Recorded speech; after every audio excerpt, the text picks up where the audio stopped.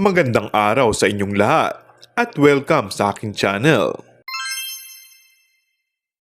Desidido na ang aktres sa si Julia Montes na ibalik ang dati niyang alindog matapos manganak. This is a new chapter in my body and self-love journey. Ani ng aktres sa kanyang Instagram account. Isinapubliko ni Julia ang kanyang pag-workout upang ipaalala sa sarili na kahit gaanong kalaki ang kanyang katawan, it is worth taking up space on my feet. It is also a way for me to honor where I am at, physically and mentally. Dagdag niya. Maaalalang binanggit ng aktres na magiging aktibo na siya muli sa paggawa ng pelikula o teleserye, kaya todo achieve na ito sa gustong itsura.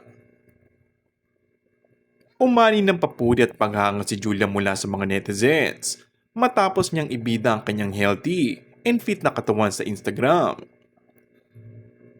Matinding challenge ang hinaharap ng kapamilya star pagdating sa pagpapapayat. Super thankful nga raw siya sa kanyang boyfriend na si Coco Martin dahil all out pa rin ang suporta nito sa kanya, lalo na sa kanyang pagsabak sa pagbalik ang Lindog program. And that's all for our today's video. Kung bago ka lang sa aking channel ay mag-subscribe at pindutin na rin ang notification bell. Maraming salamat!